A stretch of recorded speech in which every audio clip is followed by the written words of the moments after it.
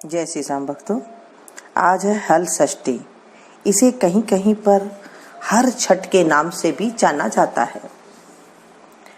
भाद्रपद की कृष्ण पक्ष की षष्ठी को श्री कृष्ण के बड़े भाई बलराम जी का जन्म हुआ था। कुछ लोग माता सीता का जन्म दिवस इस तिथि को मनाते हैं।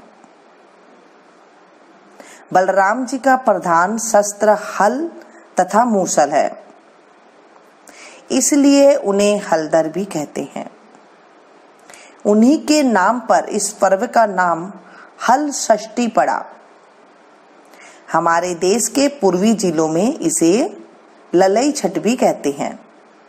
इस दिन महुए की दातुन करने का विधान है। इस व्रत में हल द्वारा जुता हुआ फल तथा अन्न का प्रयोग वर्जित है। इस दिन गाय का दूध दही का प्रयोग भी वर्जित है। भैंस का दूध व दही प्रयोग किया जाता है। हल षष्ठी की कथा सुनेंगे। इससे पहले कैसे मनाई जाती है हल षष्ठी ये भी हम सुन लेते हैं।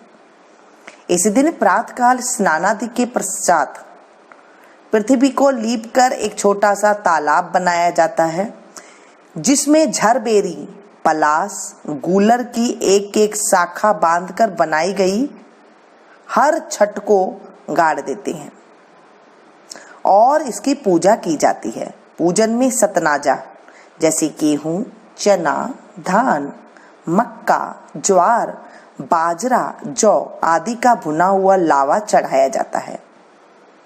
हल्दी में रंगा हुआ वस्त्र तथा सुहाग सामग्री भी चढ़ाई जाती है।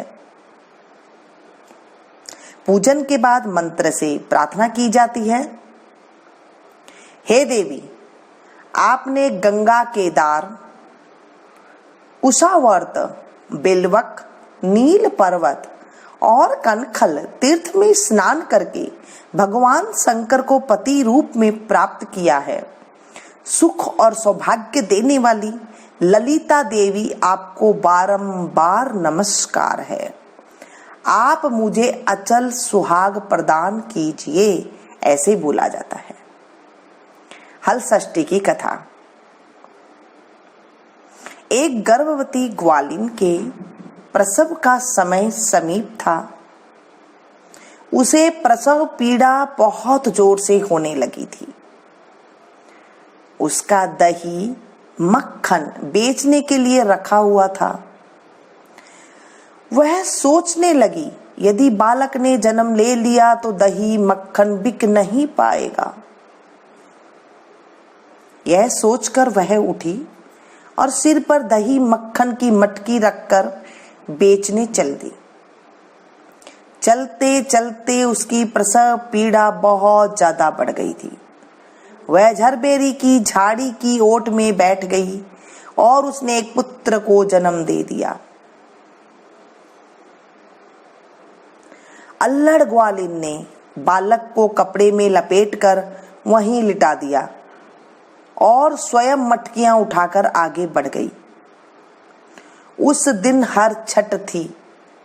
यद्यपि उसका दूध व मक्खन गाय भैंस का मिला जुला था, पर उसने बेचते समय यही बताया कि वह केवल भैंस का ही है। इसलिए उसका दूध दही बिक गया। जहां ग्वालिन ने बच्चे को छिपाया था, वहां एक किसान हल चला रहा था। उसके बैल बिदक कर खेत की मेंढ पर जा चढ़े। जब खेत की मेंढ पर जा चढ़े थे, हल की नोक बच्चे के पेट से टकरा जाने से बच्चे का पेट फट गया। किसान ने तत्काल झरबेरी के कांटों से बच्चे के पेट में टांके लगाकर उसे वहीं पड़ा रहने दिया। ग्वालिन ने लौटकर बच्चे को मृत पाया। ग्वालिन ने सोचा, यह मेरा पाप का फल है। मैंने आज हर छठ के दिन व्रत करने वाली अनेक स्त्रियों को गाय का दूध दही बेचकर उनका व्रत भंग किया है। उसी का मुझे दंड मिला है कि मेरा बच्चा मर गया। उसने सोचा कि मुझे लौटकर अपना पाप स्वीकार कर प्रायश्चित करना चाहिए। वह लौटकर वहां आई जहां उसने दूध दही बेचा था। उसने गली मोहल्ले में घूम घूम कर अपने दूध दही का सारा रहस्य जोर जोर से आवाज लगाकर प्रकट कर दिया। यह सुनकर स्त्रियों ने अपनी धर्म रक्षा के विचार से उसे आशीष दी। जब वह वापिस उसी खेत में पहुंची तो उसे उसका पुत्र जीवित अवस्था में मिला। उस दिन से ग्वालिन ने पाप छिपाने के लिए कभी झूठ न बोलने का प्रण किया।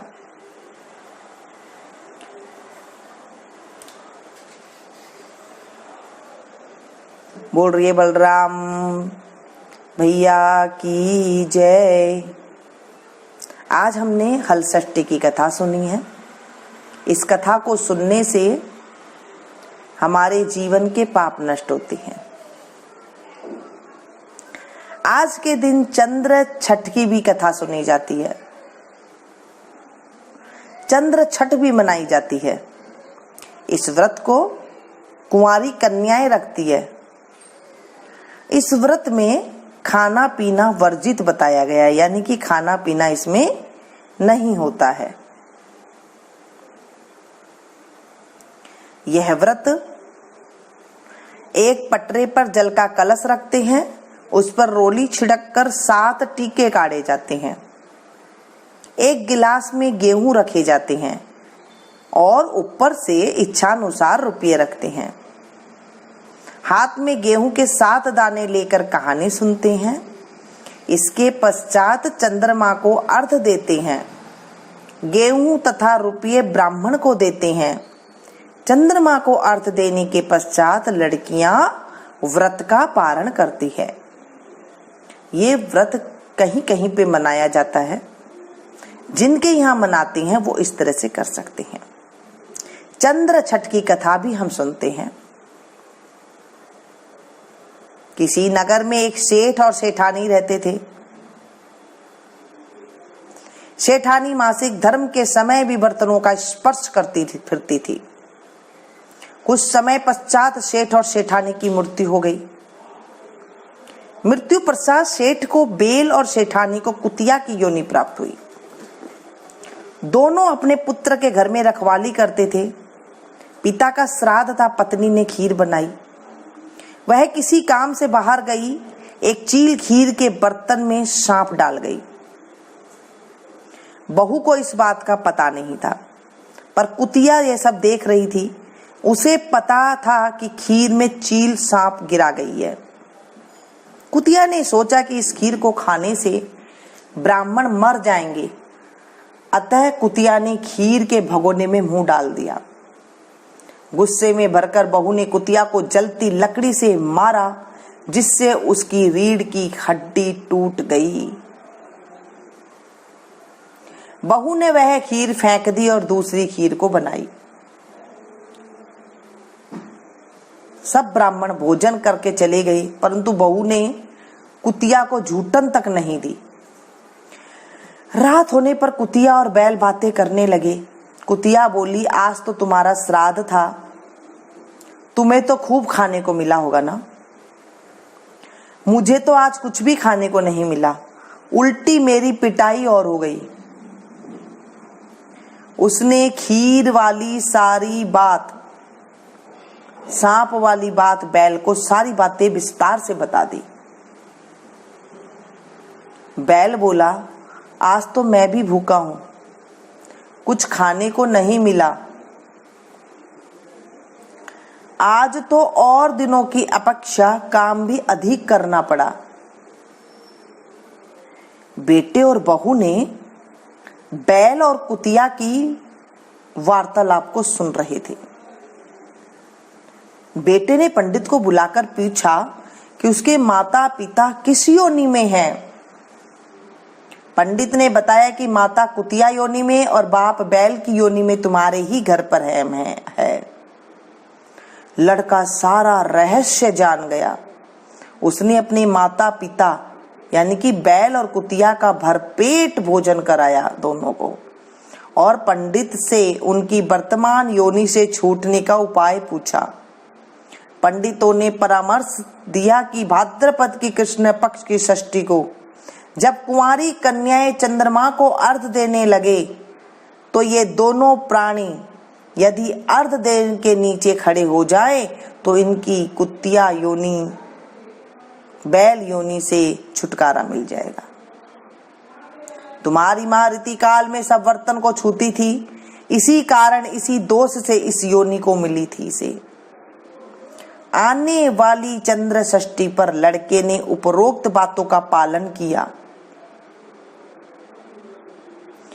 जिससे उसके माता पिता को कुतिया और बैल की योनि से छुटकारा मिल गया।